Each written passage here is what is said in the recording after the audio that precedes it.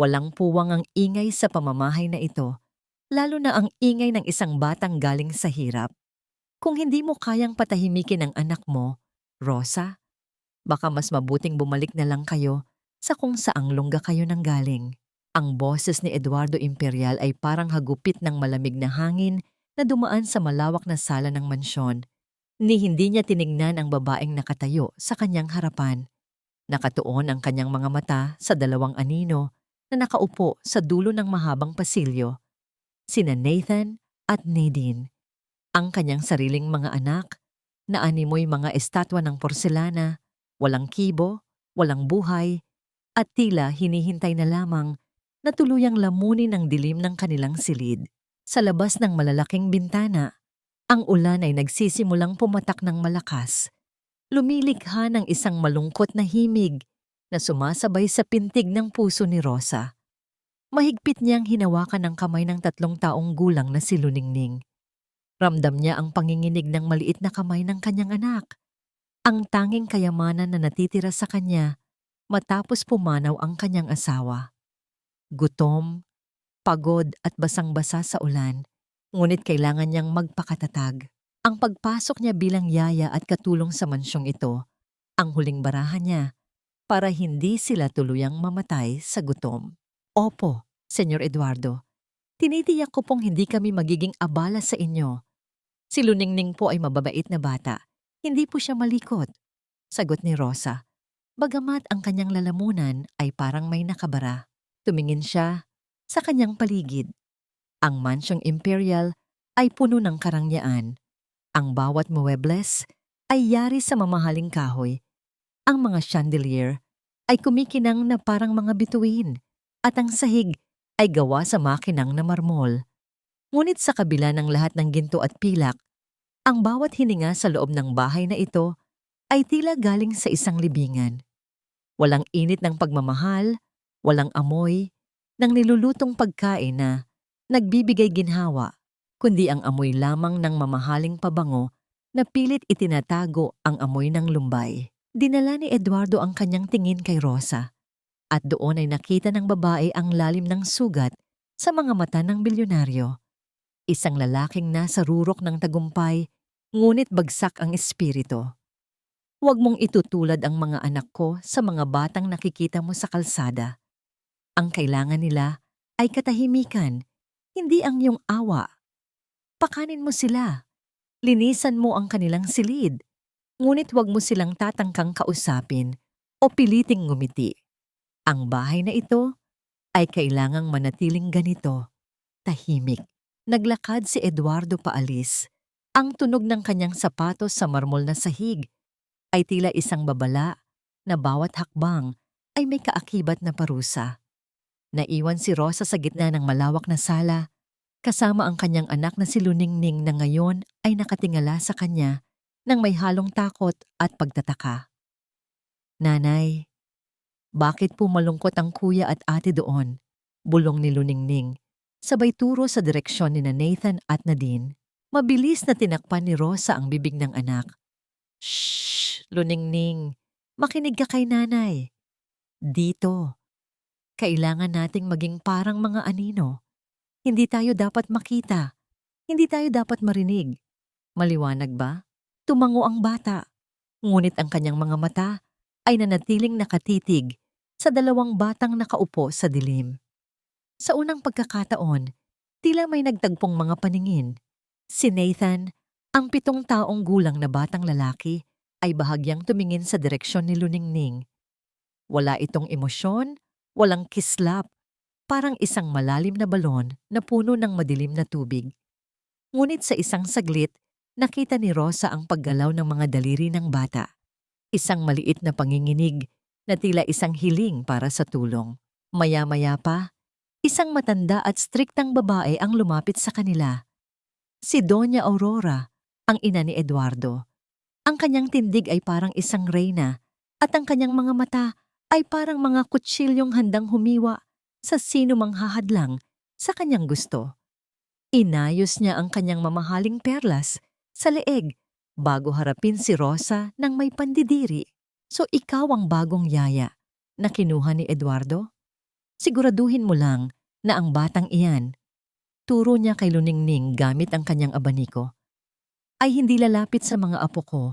Ayaw kong mahawaan sila ng anumang dumi o asal mahirap.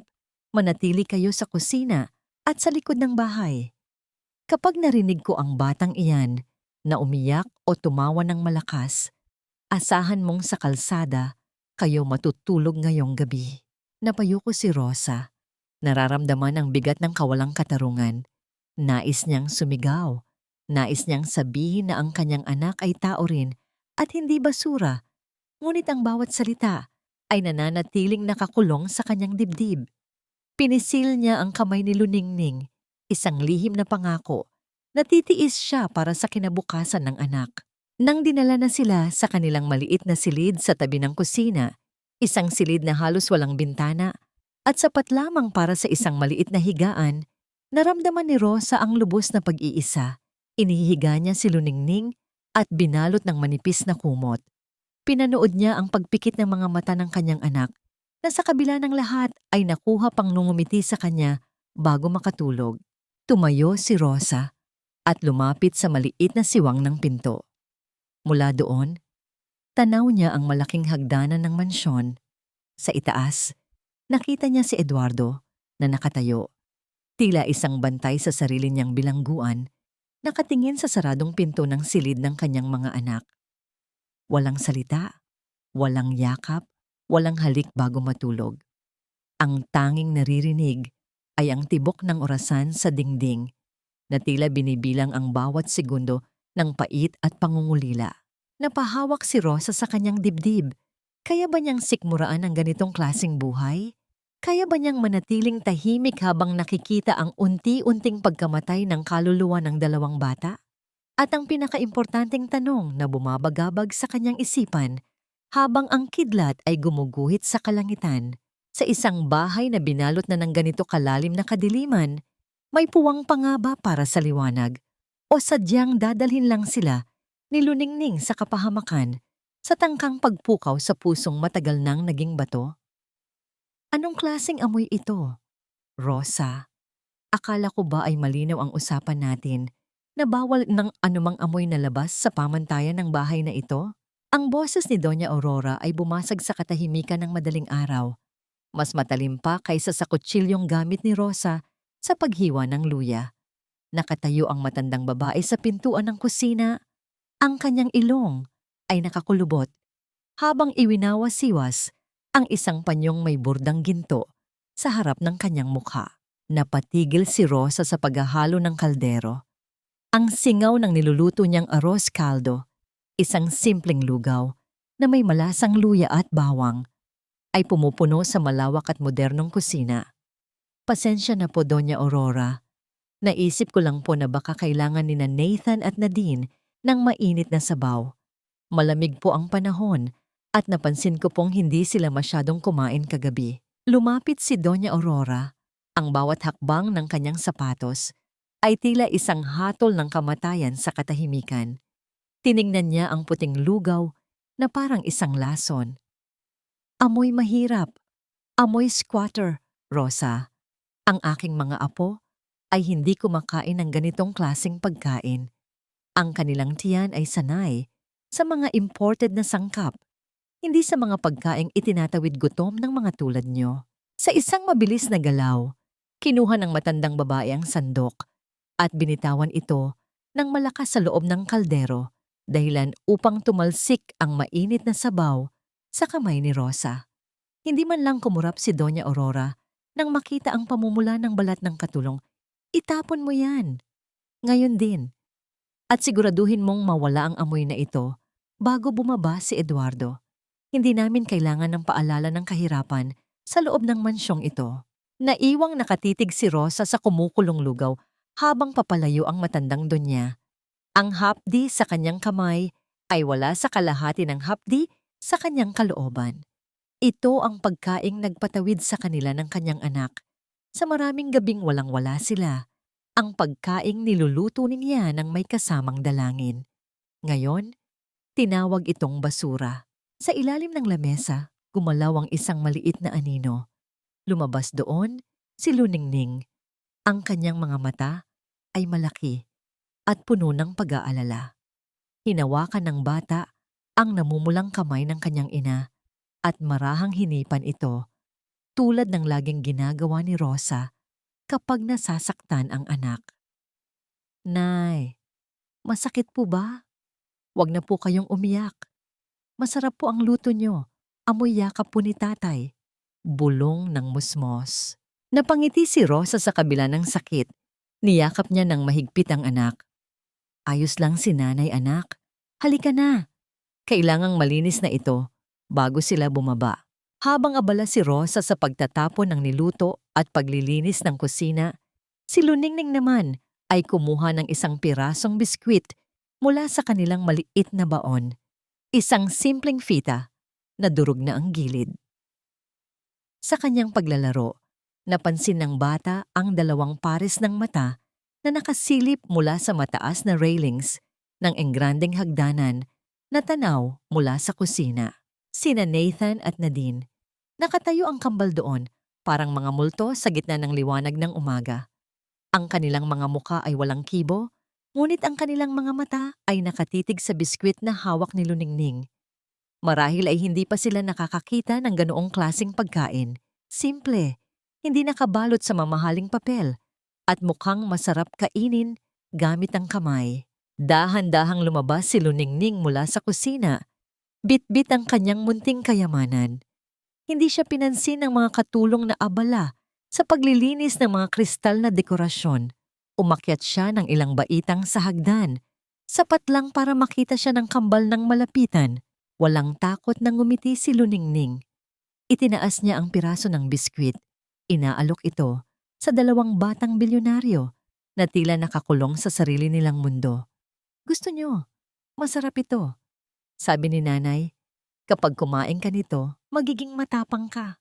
Nanatiling tahimik si Nathan. Ang kanyang maliit na kamao ay nakakuyom sa gilid ng kanyang pajama. Ngunit si Nadine ay bahagyang gumalaw. Ang kanyang kamay ay dahan-dahang napaabot sa direksyon ng biskwit. May isang kislap ng kuryosidad sa kanyang mga mata. Isang kislap na matagal nang nawala sa loob ng bahay na yon.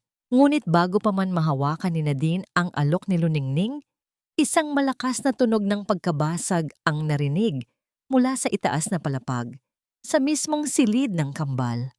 Ang tunog ng mamahaling plorera na tumama sa marmol na sahig ay bumasag sa munting sandali ng pagkakaibigan. Agad na narinig ang mabibigat na hakbang ni Eduardo mula sa kanyang opisina. Kasunod ang matitinis na sigaw ni Doña Aurora na tumatawag sa mga gwardiya. Ang katahimikang pilit na pinoprotektahan sa loob ng mansyon ay biglang napalitan ng kaguluhan. Napalingon si Luningning sa itaas. Ang kanyang puso ay mabilis na tumitibok. Sino ang bumasag sa katahimikan? At bakit ang mga mata ni Nathan, na kanina ay walang kibo, ay biglang napuno ng matinding takot habang nakatitig sa pintuan ng kanilang silid na tila may isang halimaw na lalabas doon? Hindi sila kailanman magiging normal, Eduardo. Tanggapin mo na ang katotohanan na ang mga anak mo ay may sira na sa isipan. Tingnan mo ang ginawa nila. 1,000,000 piso na plorera. Naging basura sa isang sandali lang. Ang boses ni Doña Aurora ay umalingaw-ngaw sa pasilyo. Bawat salita ay parang lason na ibinubuhos sa sugat ni Eduardo. Nakatayo ang bilyonaryo sa harap ng nakabukas na pinto ng silid ng kambal. Sa loob, ang mga piraso ng basag na porselana ay nakakalat sa sahig. Kumikinang sa ilalim ng ilaw na tila mga luha ng bahay na yon. Sina Nathan at Nadine ay nakasiksik sa sulok ng kanilang malawak na kama. Magkahawak kamay.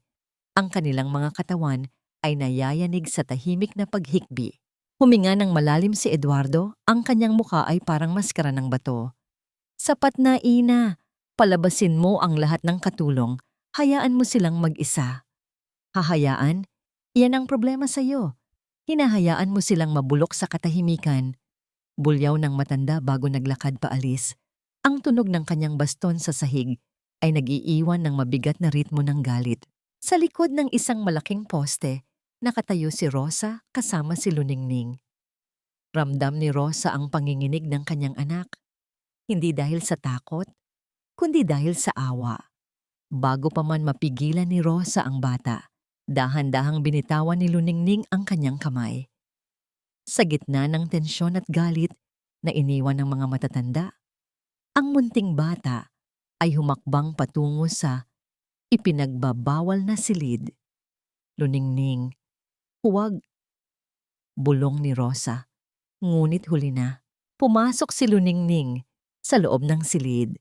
Hindi siya tumingin kay Eduardo na noon ay nakasandal sa pader at nakapikit ang mga mata sa sobrang pagod. Ang atensyon ng musmos ay nasa dalawang batang nanginginig sa kama. Hindi nagsalita si Luningning. Hindi siya nagtanong kung bakit nila binasag ang plorera. Sa halip, lumuhod siya sa sahig at nagsimulang pulutin ang mga piraso ng porselana. Hindi gamit ang walis, kundi ang kanyang maliliit na kamay.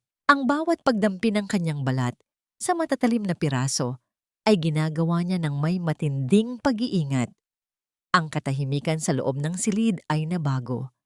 Hindi na ito ang nakabibinging katahimikan ng takot, kundi isang uri ng katahimikang tila naghihintay. Napansin ni na Nathan at Nadine ang munting bisita. Tumigil sila sa paghikbi. Pinanood nila si Luningning na inilalagay ang mga basag na piraso sa isang maliit na tumpok sa sulok na parang naglalaro lang ito sa buhanginan. Matapos mapunasan ng isang bahagi ng sahig gamit ang kanyang munting panyo, umupo si Luningning sa paanan ng kama. Nagsimula siyang humuni. Isang simpleng himig ng dula-dulaan na laging kinakanta ni Rosa sa kanya kapag madilim ang gabi sa kanilang probinsya. Ang kanyang boses ay manipis, tila isang mahinang ihip ng hangin na nagdadala ng amoy ng bagong aning palay at sariwang damo. Ili-ili, tuluganay. Simula ni Luningning sa isang mahinang awit. Wala diri imong nanay. Ang boses ng bata ay parang isang mahiwagang gamot na humahaplos sa mga sugat ni na Nathan at Nadine. Dahan-dahan, ang mahigpit na pagkakahawak ni Nathan sa kamay ng kanyang kambal ay lumuwag. Ang kanyang mga balikat na kanina ay nakataas sa tensyon ay nagsimulang bumaba. Sa labas ng pinto, naramdaman ni Eduardo ang isang kakaibang pamilyar na init sa kanyang dibdib. Idinilat niya ang kanyang mga mata at nakita ang isang eksenang hindi mabibili ng kanyang bilyon-bilyong piso. Ang kanyang mga anak na hindi hinahayaang lumapit ang kahit sinong doktor o espesyalista ay unti-unting gumagapang pababa mula sa kama para lumapit sa anak ng katulong. Tumabi si Nadine kay Luningning. Ang kanyang maliit na daliri ay dahan-dahang humawak sa laylayan ng damit ng batang mahirap. Hindi lumayo si Luningning. Sa halip, ipinagpatuloy niya ang kanyang pag-awit. Habang marahang tinatapik ang tuhod ni Nadine, tulad ng ginagawa ng isang ina sa kanyang anak. Si Nathan naman ay nanatiling nakatitig kay Luningning. Sa unang pagkakataon sa loob ng mahabang panahon, ang dilim sa kanyang mga mata ay napalitan ng isang kislap ng pagtataka. Parang may isang pader na unti-unting nagkakabutas sa loob ng kanyang puso. Nakatayo si Eduardo sa may pintuan, hindi makapaniwala sa kanyang nakikita. Ang katahimikang pilit niyang pinoprotektahan ay hindi pala kailangan ng kanyang mga anak. Ang kailangan nila ay ang bulong na hatid ng batang ito. Isang tunog na hindi nagmumula sa batas o disiplina, kundi sa purong pagmamahal na walang hinihinging kapalit. Ngunit sa gitna ng mahiwagang sandaling iyon, isang anino ang muling humarang sa liwanag ng pintuan. Si Doña Aurora ay bumalik. Bit-bit ang isang mahabang yantok. Anong ginagawa ng batang hampas lupa na yan dito? Eduardo, ilabas mo yan bago ko siya saktan. Ang boses ng matanda ay parang isang kulog na muling nagpabalik sa takot. Agad na napaatras sina Nathan at Nadine. Ang kanilang mga muka ay muling naging maputla. Ngunit bago pa man makahakbang si Doña Aurora, isang bagay ang hindi inaasahan ng lahat. Humarang si Eduardo sa harap ng kanyang ina. Ang kanyang tindig ay matigas at ang kanyang mga mata ay nagbabala. Ngunit hindi ang galit ni Eduardo ang naging sentro ng atensyon, kundi ang kamay ni Nathan na biglang humawak sa braso ni Luningning na parang nakikiusap na huwag itong paalisin. Nakausap ba sila? Bulong ni Eduardo sa kanyang sarili, habang ang kanyang puso ay nagsisimulang tumibok ng mabilis sa pag-asa. Ngunit ang tanong ay mananatiling nakabitin. Sapat na ba ang isang awit para itaboy ang halimaw ng nakaraan? O lalo lang nitong pagagalitin si Doña Aurora na ngayon ay nangangalit na sa puot dahil sa pagsuway ng kanyang sariling anak? Huwag mong ituloy ang iyong balak, Ina. Hindi mo ilalayo ang mga anak ko sa akin. Hindi sila pupunta sa Switzerland. Ang boses ni Eduardo ay hindi malakas, ngunit ito ay may bigat na tila isang pader na humaharang sa bawat hakbang ni Doña Aurora.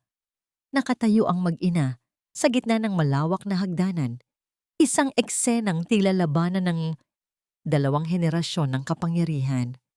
Sa baba, sa gilid ng madilim na pasilyo, nakatayo si Rosa na yakap-yakap si Luningning. Ramdam ni Rosa ang tensyong bumabalot sa hangin, isang uri ng tensyon na madalas na uuwi sa pagkawasak ng mga inosente. Eduardo, nagbubulag-bulagan ka. Ang bulyaw ni Doña Aurora, ang kanyang muka ay namumula sa galit habang iginagala ang kanyang abaniko. Tingnan mo ang nangyayari. Hinahayaan mong ang isang batang galing sa kanal ang maging kalaro ng mga tagapagmana ng imperial? Nakita mo ba kung paano sila nagmakaawa para sa batang yan kanina? Nawawala na ang dignidad ng pamilyang ito dahil sa maling awa mo. Humakbang pababa ang matanda. Ang bawat tunog ng kanyang sapatos ay tila isang babala kay Rosa. Ang mga bata ay kailanman hindi gagaling sa ilalim ng pangangalaga ng isang katulong na walang pinag-aralan. Bukas na bukas din, nakaayos na ang mga papeles nila. Isang boarding school sa Switzerland na may pinakamahusay na mga doktor ang kukuha sa kanila. Doon, makakalimutan nila ang lahat ng dumirito sa Pilipinas. Sa bawat salitang binitawan ni Doña Aurora, parang may mga kutsilyong sumasaksak sa puso ni Rosa. Alam niyang kapag inalis ang mga bata, mawawala na rin siya ng trabaho. Ngunit higit sa pera, ang iniisip niya ay sina Nathan at Nadine. Paano sila mabubuhay sa isang bansang hindi nila kilala, kasama ang mga taong tanging medisina at disiplina lang ang alam ibigay? Ang katahimikang pilit nilang binabasag ay muling magiging isang malalim na hukay. Hindi sila aalis.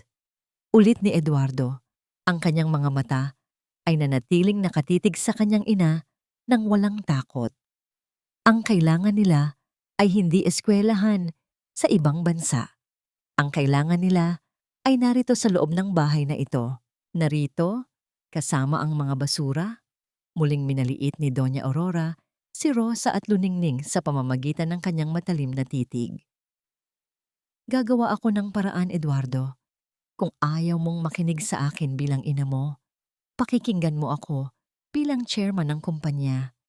Hindi ko hahayaang masira ang pangalan ng mga imperial dahil sa dalawang batang sira ang isip at isang yaya na ambisyosa. Naglakad paalis ang matanda. Ang kanyang anino ay humaba sa pader na tila isang halimaw na naglalaway sa galit. Naiwan si Eduardo sa hagdan.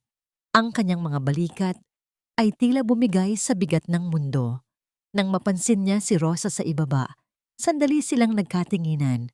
May lungkot sa mga mata ng bilyonaryo, isang uri ng lungkot na tanging ang mga taong nawalan na ng lahat ang makakaintindi.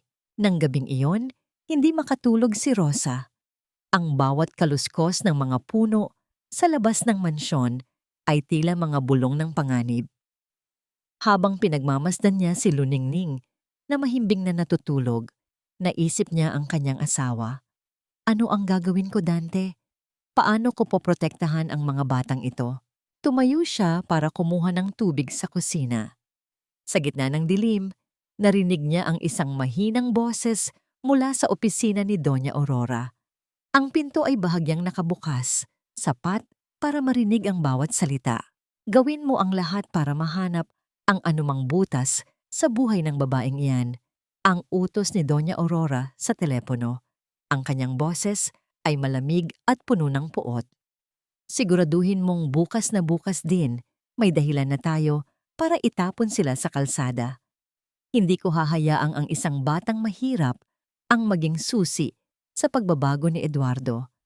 Ang mansyong ito ay akin at ang mga bata ay akin. Walang puwang ang awa sa mundong ito. Napaatras si Rosa. Ang kanyang kamay ay napatakip sa kanyang bibig para hindi makagawa ng anumang tunog. Ang laso ni Doña Aurora ay hindi lang pala para sa kanyang mga apo, kundi para sa kahit kanino na magtatangkang magdala ng liwanag sa bahay na yon. Habang bumabalik sa kanyang maliit na silid, napansin ni Rosa ang isang maliit na papel na nakasingit sa ilalim ng pinto. Dahan-dahan niya itong pinulot at binuksan sa ilalim ng liwanag ng buwan. Ito ay isang drawing, isang simpleng drawing ng dalawang batang may hawak na bulaklak at sa gitna nila ay isang maliit na batang babae na may korona. Sina Nathan at Nadine. Sila ang gumawa nito. Niyakap ni Rosa ang papel, ang kanyang mga luha ay nagsimulang pumatak. Ang labanan ay nagsisimula pa lang, ang bawat drawing, ang bawat kanta, at ang bawat ngiti ni Luningning ay tila mga sandata laban sa isang higanting puno ng lason. Ngunit hanggang kailan sila makakatagal kung ang mismong puno ng bahay ay ang siyang nagnanais na sila ay mamatay sa dilim? At ano ang gagawin ni Rosa kapag nalaman niyang ang bawat hakbang niya ay sinusubaybayan na ng mga mata ng isang babaeng walang puso? Minsan ang pinakamalakas na sigaw ay hindi nanggagaling sa bibig, kundi sa kawalan ng kulay sa paligid ng isang tao. Ito ang pumasok sa isip ni Eduardo habang nakatayo siya sa dilim ng pasilyo, pinapanood ang isang eksenang tila isang himala sa loob ng kanyang mansyon. Sa gitna ng puti at malamig na silid ni Nathan at Nadine, nakaupo sa sahig si Luningning. Bitbit ng musmos ang isang lumang lata ng biskwit na kinalalagyan ng kanyang mga krayola. Mga krayolang pudpud na, ang iba ay putol pa, at wala ng balot na papel. Kinuha ni Luningning ang isang kulay asul na krayola at nagsimulang gumuhit sa isang pirasong papel na galing sa lumang notebook. Sa tabi niya, sina Nathan at Nadine ay nakatingin lang, tila mga dayuhan sa sarili nilang mundo na ngayon lang nakakita ng ganitong klaseng kayamanan. Ito si Nanay, turo ni Luningning sa kanyang drawing. Ito naman si Luningning. Masaya kami kasi may kulay ang damit namin. Dahan-dahan, sa paraang halos hindi mapansin, gumalaw ang kamay ni Nadine. Ang kanyang maliliit na daliri ay nangangatal habang inaabot ang lata. Tumingin muna siya kay Luningning, tila humihingi ng pahintulot. Ngumiti ang bata at iniurong ang lata palapit sa kanila. Pinili ni Nadine ang kulay rosas. Kulay rosas, ang paboritong kulay ng kanyang yumaong ina. Sa loob ng isang taon, tumanggi ang bata na humawak ng kahit anong bagay na magpapaalala sa kanya sa sakit ng nakaraan. Ngunit ngayon, sa ilalim ng mapayapang tingin ni Luningning, ang kulay rosas na krayola ay tila naging isang tulay. Nagsimulang gumuhit si Nadine. Hindi ito perpekto, ngunit ang bawat guhit ay may kasamang matinding konsentrasyon.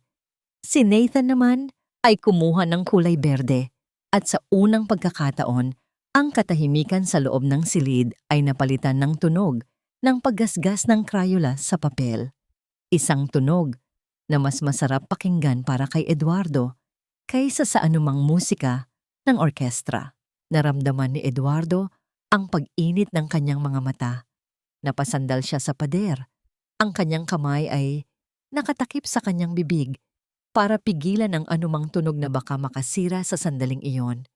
Ang bilyon-bilyon niyang pera ay nakabili ng pinakamahal na mga laruan, ngunit kahit kailan ay hindi nito nagawang pabalikin ang ganitong klaseng sigla sa kanyang mga anak. Senyor Eduardo, mabilis na nagpahid ng luha ang lalaki nang marinig ang boses ni Rosa. Nakatayo ang babae sa kanyang likuran. Bit-bit ang mga bagong labang kumot. Bakit hindi mo sinabi sa akin, Rosa? Bulong ni Eduardo.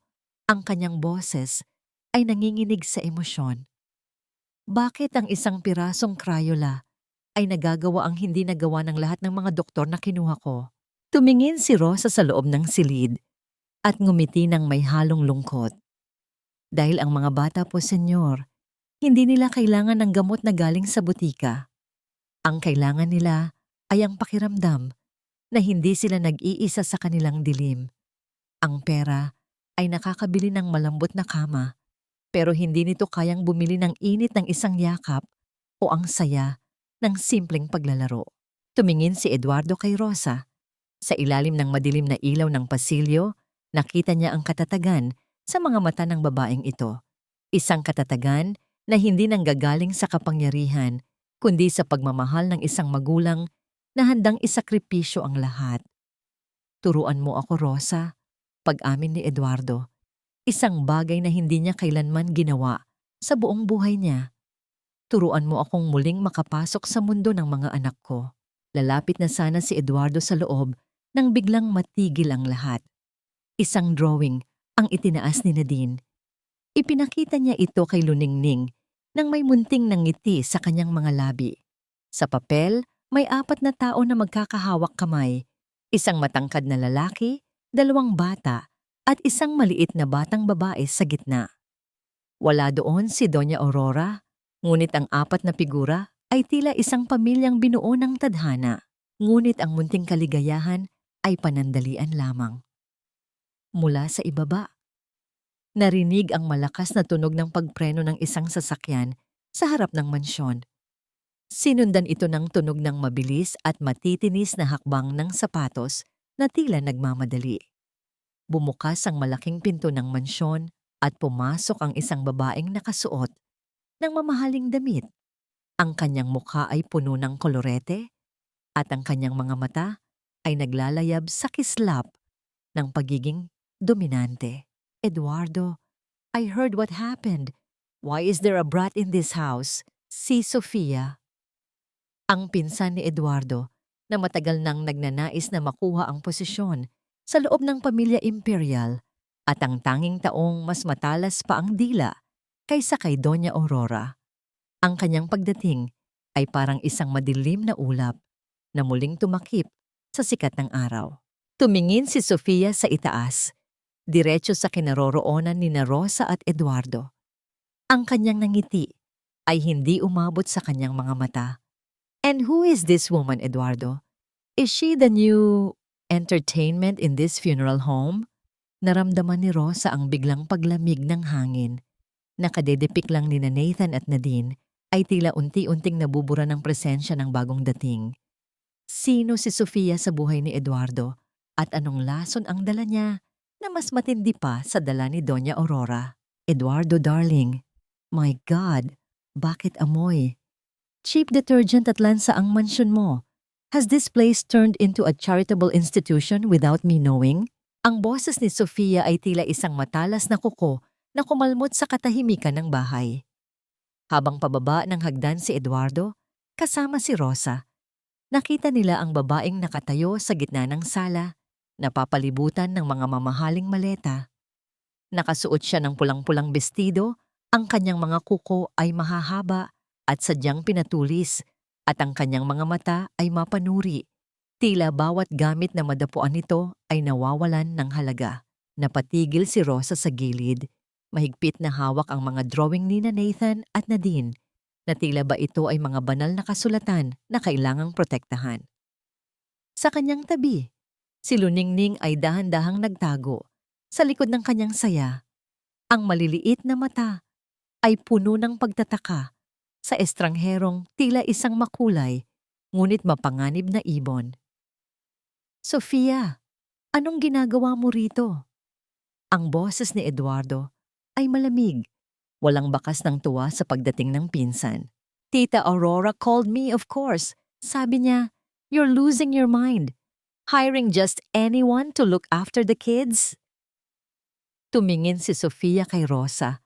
Mula ulo hanggang paa, ang kanyang labi ay kumurbada sa isang mapang-aping ngiti.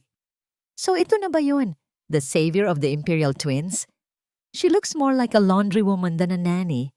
And oh, what's that smell? Is that ginger? Gross. Naramdaman ni Rosa ang biglang pag-akyat ng dugo sa kanyang mga pisngi. Ang bawat salita ni Sofia ay parang isang sampal na hindi lumatay sa balat kundi direkta sa kanyang dangal. Nais niyang sumagot. Nais niyang sabihin na ang amoy ng luyang tinutukoy nito ay ang amoy ng kalinga, ngunit nanatili siyang nakayuko. Sa mundong ito, ang kanyang boses ay walang halaga laban sa mga gintong alahas ni Sofia. She is Rosa, and she is doing a better job than any professional I've hired. Pagtatanggol ni Eduardo, bagamat bakas ang pagod sa kanyang muka. Please, Eduardo, don't be so dramatic. Baka naman gumagamit ito ng kung anong gayuma kaya ka napapahanga. Humakbang si Sofia palapit. Ang matunog na pagtama ng kanyang takong sa marmol ay tila bawat isa ay tumutusok sa dibdib ni Rosa. Bigla siyang huminto sa harap ni Luningning. And this thing? Why is there a child of a servant roaming around like she owns the place? Look at her clothes. It's so hologs. Sa pag-aakalang makikipaglaro ang magandang ginang, dahan-dahang inilabas ni Luningning ang isang pirasong Crayola. Ang kulay rosas na ginamit ni Nadine kanina. Auntie, gusto niyo po ng kulay? Maganda po ito. Sa isang mabilis na galaw, itinabig ni Sofia ang kamay ng bata. Tumalbog ang Crayola sa sahig at nagkapit-pito. Don't touch me. Your hands are probably sticky. My God, Eduardo, this is unsanitary. Napaatras si Luningning. Ang kanyang mga labi ay nagsimulang manginig. Hindi siya umiyak ng malakas, ngunit ang unti-unting pagpatak ng luha mula sa kanyang mga mata ay mas masakit tignan kaysa sa anumang hagulhol. Mabilis siyang binuhat ni Rosa. Idiniin ang mukha ng anak sa kanyang balikat para itago ang sakit. Pasensya na po, senyora. Hindi na po mauulit. Bulong ni Rosa. Ang kanyang boses ay basag ngunit puno ng determinasyon na hindi magpakita ng kahinaan sa harap ng mapang-api. It better be.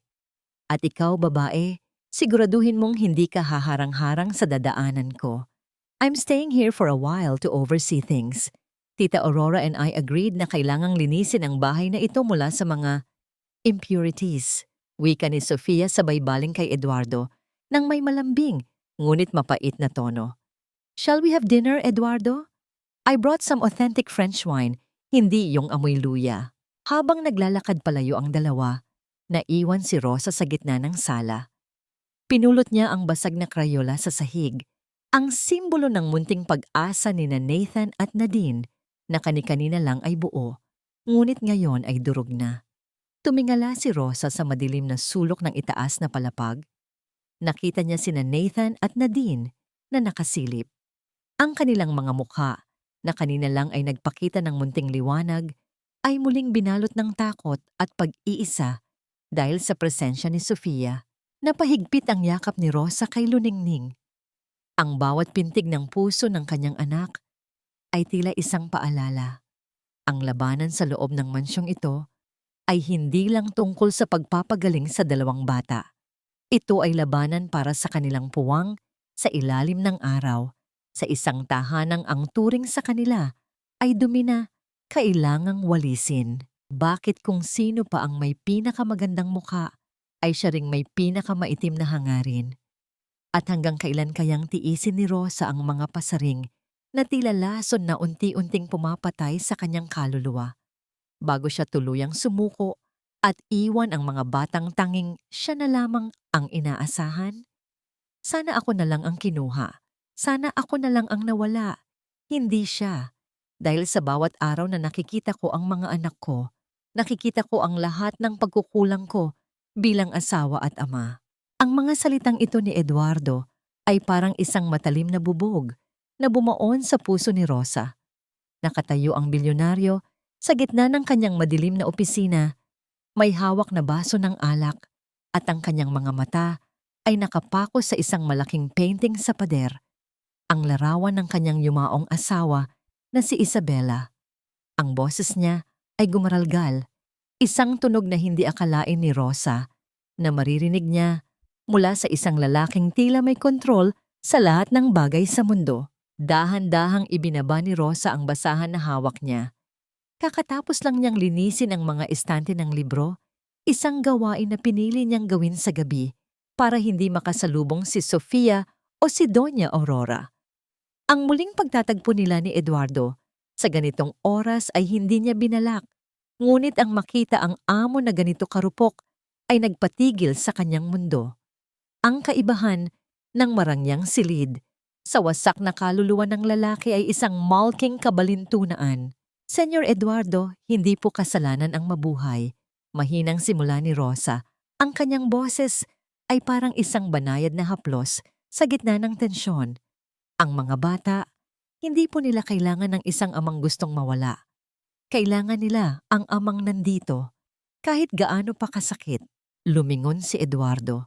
Ang kanyang mga mata ay namumula at puno ng luha. Anong alam mo, Rosa? You have luningning. Nakikita mo siyang tumatawa. Nakikita mo siyang lumalapit sa'yo. But look at Nathan and Nadine. They are like ghosts. At ako ang dahilan. Kung hindi dahil sa pagiging abala ko sa negosyo noong gabing iyon, kung sana ay sinagot ko ang tawag ni Isabela, sana ay hindi siya mag-isang nagmamaneho sa gitna ng ulan. Lumapit si Rosa, hindi bilang isang katulong, kundi bilang isang taong nakakaunawa sa bigat ng pangungulila. Nawalan din po ako ng asawa, senyor. Namatay si Dante sa construction site habang nagtatrabaho para sa amin. Noong una, sinisisi ko rin ang sarili ko.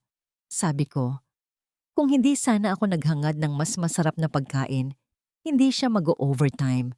Pero nalaman ko po na ang pananatili sa nakaraan ay parang pag-inom ng lason at paghihintay na mamatay ang lungkot.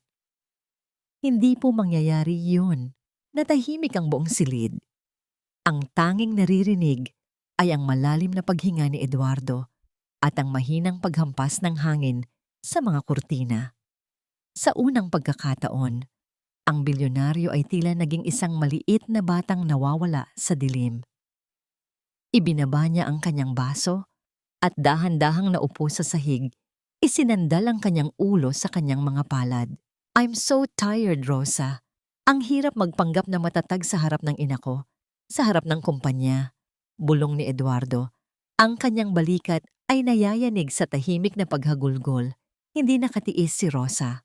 Lumuhod siya sa tabi nito at marahang ipinatong ang kanyang kamay sa balikat ni Eduardo. Isang simpleng kilos ng pakikiramay, ngunit sa sandaling iyon, ito ang tanging bagay na nagpapatunay na hindi nag-iisa ang lalaki. Biglang hinawakan ni Eduardo ang kamay ni Rosa, mahigpit. Tila ba ito ang kanyang huling lifeline sa gitna ng malunod na karagatan ng pait? Huwag niyo kaming iiwan, Rosa. Please, ikaw at si Luningning. Kayo lang ang nagdadala ng kulay sa bahay na ito. Kapag nawala kayo, baka tuluyan na kaming lamunin ng dilim. Tumingin si Rosa sa mga mata ni Eduardo. Doon, nakita niya ang isang pakiusap na mas malakas pa sa anumang utos. Nakita niya ang isang tao, hindi isang amo. Sa gitna ng kanilang magkahawak na kamay, tila may isang pangakong nabuo. Isang pangakong hindi nakasulat sa kontrata, kundi nakaukit sa damdamin. Ngunit sa gitna ng emosyonal na sandaling iyon, ang pintuan ng opisina ay dahan-dahang bumukas nang walang ingay. Ang liwanag mula sa pasilyo ay gumuhit sa sahig at isang anino ang tumambad. Nakatayo doon si Sofia. Ang kanyang cellphone ay nakatutok sa kanila. Ang kislap ng kamera ay mabilis na kislap na tila isang kidlat sa gabi. Ang kanyang labi ay nakakurba sa isang mapanganib na ngiti. Ang ngiti ng isang mangangaso na sa wakas ay nakakuha ng ebidensya para pabagsakin ang kanyang biktima. Well, what a touching scene. Ang malamig na boses ni Sofia ay tila isang buhos ng yelo. Ang yaya at ang bilyonaryo, nagdadamayan sa dilim. I wonder what Tita Aurora will think of this healing session. Mabilis na bumitaw si Rosa, ang kanyang puso ay tila lalabas sa kanyang dibdib sa takot. Si Eduardo naman ay tumayo, pilit na ibinabalik ang kanyang maskara ng awtoridad, ngunit huli na. Ang lason ay naisaboy na. Hanggang saan kayang baluktutin ni Sofia ang katotohanan para lamang makuha ang kanyang gusto? At paano maipagtatanggol ni Rosa ang kanyang sarili kung ang tanging ebidensyang hawak ng kalaban ay ang sandali ng kanyang pinakatapat na pagmamalasakit? Hindi sapat ang maupo ka lang dyan, Nathan. Ang isang imperial ay dapat kumikilos ng may dangal kahit sa harap ng pagkain. Gamitin mo ang iyong tinidor ng maayos, hindi yang para kang isang batang kalsada na ngayon lang nakakita ng pagkain. Ang boses ni Doña Aurora ay parang isang malamig na talim na humihiwa sa katahimikan ng malawak na dining hall. Nakaupo ang pamilya sa isang mahabang lamesang gawa sa mahogany, kung saan ang bawat pinggan ay ginto ang gilid at ang bawat baso ay kumikinang sa ilalim ng dambuhalang chandelier. Sa gitna ng lahat ng karangyaan ito, si Nathan ay tila isang maliit na ibong nakakulong. Ang kanyang mga kamay ay nanginginig habang hawak ang mabigat na pilak na kubyertos. Ito ang unang pagkakataon na bumaba si Nathan para sumabay sa hapunan matapos ang mahabang panahon. Isang tagumpay na dapat sana ay ipinagdiriwang. Ngunit dahil sa presensya ng kanyang lola, ito ay naging isang parusa. Nakatayo si Rosa sa gilid. Ang kanyang puso ay pumipintig sa kaba habang pinagmamasdan ang pawis na namumuo sa noo ng bata. Sa tabi niya, si Luningning ay nakaupo sa isang maliit na silya, tahimik na kumakain ng kanyang simpleng kanin at ulam. Ina, hayaan mo muna siya. Ang mahalaga ay nandito siya sa harap natin. Mahinang pakiusap ni Eduardo. Ngunit sapat na ang isang matalim na tingin mula kay Aurora para mapatahimik ang bilyonaryo. Iyan ang mali sa iyo, Eduardo. Pinapamihasa mo sila sa kahinaan. Muling baling ng matanda kay Nathan. Nathan, ituwid mo ang iyong likod. Gamitin ang kubyertos. Dahil sa takot, mas lalong naging kabyos ang galaw ni Nathan. Sa kasamaang palad, dumulas ang kutsara sa kanyang kamay at tumama ito sa sahig, na lumikha ng isang matunog na ingay na tila isang pagsabog sa gitna ng katahimikan. Napayuko ang bata, ang kanyang mga mata ay nagsimulang mapuno ng luha. Ang bawat hininga niya ay naging mabilis, isang senyales ng paparating na panic attack. Sa sandaling iyon, napansin ni Luningning ang hirap ng kanyang kaibigan. Hindi alam ng musmos ang tungkol sa etiquette o dangal ng mga imperial. Ang alam lang niya ay malungkot si Nathan. Dahan-dahang binitiwan ni Luningning ang kanyang kutsara. Sa harap ng lahat, ginamit niya ang kanyang maliliit at malinis na kamay para kumuha ng isang pirasong pritong patatas mula sa kanyang plato. Isinubo niya ito nang may malapad na ngiti at pagkatapos ay tumingin kay Nathan. Kuya Nathan, mas masarap kapag ganito. Sabi ni nanay, ang kamay daw ay ginawa para malasahan ang saya ng pagkain. Masayang sabi ni Luningning. Sabay pakita ng kanyang munting palad na may kaunting butil ng kanin. Ang lahat ay natigilan. Si Sofia, na noon ay abala sa pag-inom ng wine, ay muntik nang maibuga ang kanyang iniinom. Ngunit si Nathan ay napaangat ng tingin. Nakita niya ang kislap sa mga mata ni Luningning. Isang kislap na walang halong paghatol o utos. Sa isang hindi inaasahang pagkakataon, binitiwan din ni Nathan ang kanyang tinidor. Gamit ang kanyang nanginginig na kamay, kumuha siya ng isang piraso ng pagkain at isinubo ito. Gaya ng ginawa ni Luningning, isang munting ngiti ang gumuhit sa labi ng bata habang ninanamnam ang lasa ng pagkain na tila ngayon lang niya talaga natikman. Look at that, Eduardo. Your son has officially turned into a barbarian. Ang tawa ni Sofia ay puno ng panunuya. Ngunit hindi ang tawa ni Sofia ang nagpatigil sa lahat, kundi ang biglang pagtayo ni Doña Aurora. Ang kanyang mukha ay kasing pula ng alak sa kanyang baso. Ang kanyang dibdib ay nagbababa taas sa matinding galit. Lapastangan, sigaw ng matanda. Sa isang iglap, hinablot niya ang gilid ng table runner at sa isang malakas na hila, ang mga pinggan, baso, at mamahaling pagkain ay sabay-sabay na bumagsak sa sahig. Ang tunog ng pagkabasag ng mga kristal ay umalingaw-ngaw sa buong mansyon, tila isang sigaw ng isang nasugatang halimaw. Ang mansyong ito ay para sa mga imperial, hindi para sa mga unggoy na hindi marunong gumamit ng kubyertos. Ang boses ni Aurora ay gumaralgal sa puot. Itinuro niya ang pinto gamit ang kanyang nanginginig na daliri. Rosa, ilabas mo ang anak mong hampas lupa. At ikaw, Nathan, bumalik ka sa silid mo at huwag kang lalabas hanggat hindi mo natututunan kung sino ka. Napatakip ng tainga si Nathan. Ang kanyang katawan ay tuluyang nanghina at napaluhod sa gitna ng mga basag na kristal. Mabilis siyang dinaluhan ni Rosa habang si Luningning ay napayakap sa binti ng kanyang ina sa takot. Tumingin si Eduardo sa paligid, sa kanyang ina na puno ng lason, sa kanyang pinsan na tumatawa sa gilid, at sa kanyang anak na muling bumabalik sa dilim.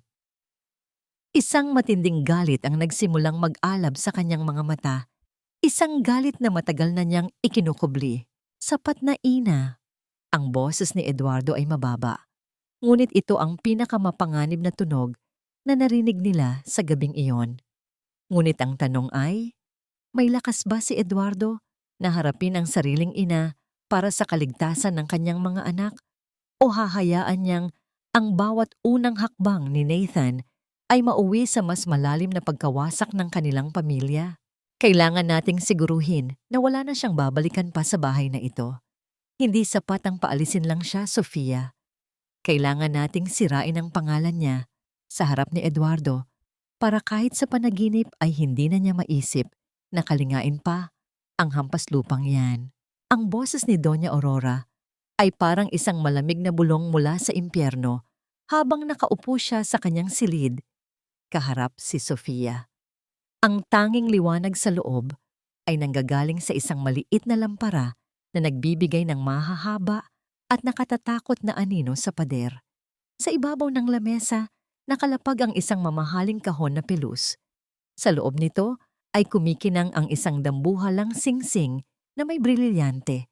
Ang Imperial Heirloom, isang hiyas na dumaan na sa 5 henerasyon. Don't worry, tita. I have the perfect weapon. Sagot ni Sofia nang may mapait na ngiti. Ipinakita niya sa kanyang cellphone ang larawang kuha niya noong nakaraang gabi. Ang sandali kung saan magkahawak kamay sina Eduardo at Rosa sa dilim. Kapag nakita ito ni Eduardo, kasabay ng pagkawala ng singsing mo, iisipin niya na ginagamit lang ni Rosa ang awa niya para makapagnakaw. A billionaire like him hates being played for a fool. Habang nagaganap ang masamang balak sa itaas, sa ibaba naman ng mansyon ay abala si Rosa sa paglilinis ng mga kalat sa dining hall.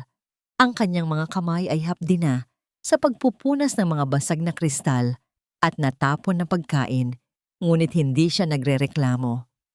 Ang bawat hapdi sa kanyang balat ay tila isang sakripisyo para sa munting pagbabagong nakita niya kay Nathan. Nay! Tapos na po ba tayo? Gusto ko na pong matulog. Hikab ni Luningning na nakaupo sa isang maliit na bangko sa tabi ng lababo. Ang bata ay may hawak na maliit na bag na tela, isang lumang lalagyan ng kanyang mga Crayola at isang munting manika na tahi-tahi lang. Sandali na lang, anak. Matatapos na si nanay. Matulog ka na muna sa balikat ko. Malambing na sagot ni Rosa habang isinasabit ang kanyang basahan. Binuhat niya ang anak at dinala sa kanilang maliit na silid. Bago ipikit ang kanyang mga mata, nanalangin muna si Rosa. Nagpasalamat siya sa pagkakataong makatulong sa mga bata. Hindi alam na sa labas ng kanyang pinto, ang kamatayan ng kanyang dangal ay dahan-dahang lumalapit.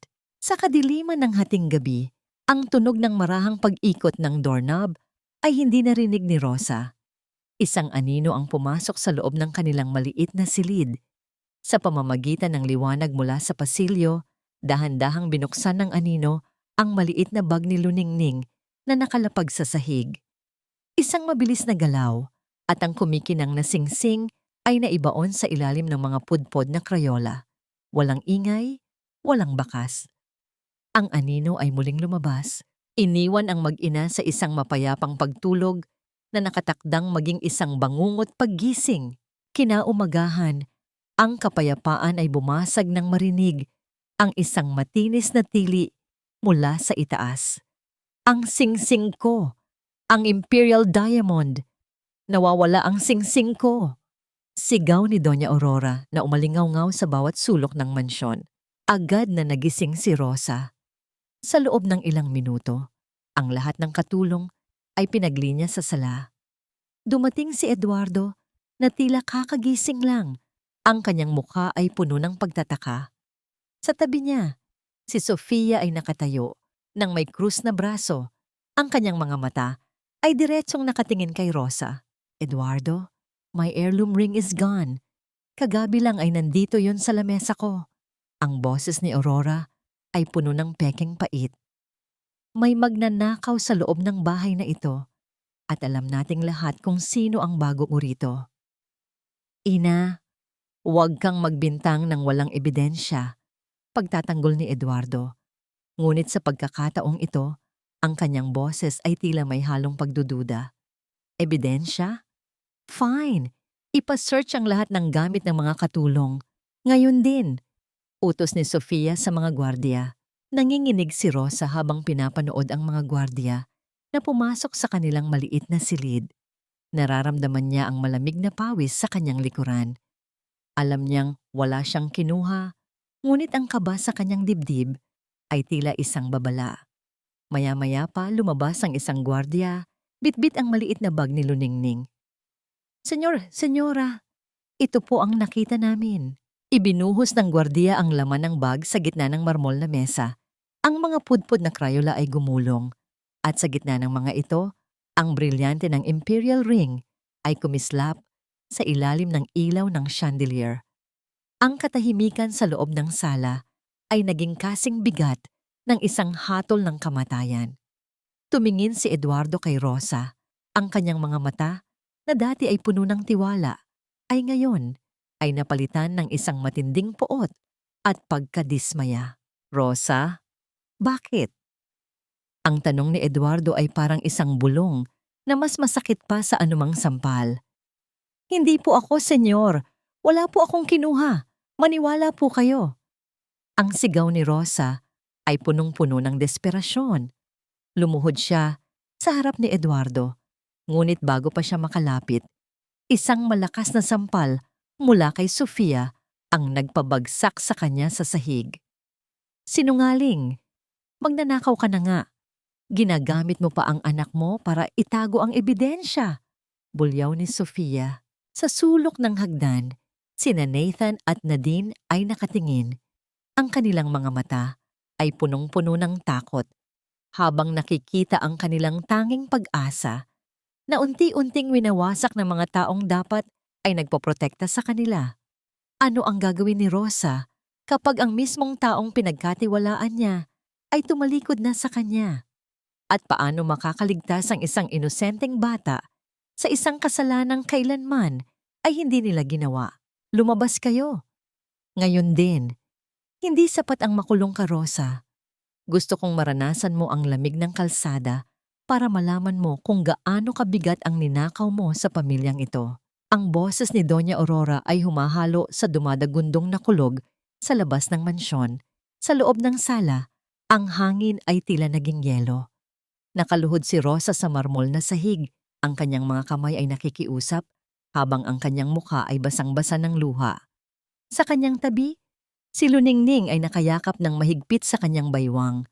Ang munting katawan ng bata ay nayayanig sa bawat hikbi. Senyor Eduardo, maawa po kayo. Hindi ko po magagawa yon. Kahit mamatay kami sa gutom, hindi ko ituturo sa anak ko ang kumuha ng hindi sa amin. Ang sigaw ni Rosa ay puno ng pait. Tumingala siya kay Eduardo, umaasang makakita ng kahit munting kislap ng tiwala. Ngunit si Eduardo ay nakatayo ng matigas. Ang kanyang mga mata ay nakapako sa singsing na nakapatong sa mesa. Ang lalaking dati ay nagpakita ng kahinaan sa harap niya ay tila naging isang estatwa na gawa sa bakal. Ang ebidensya ay nasa bag ng anak mo, Rosa. I gave you my trust. I gave you a home. At ito ang isusukli mo?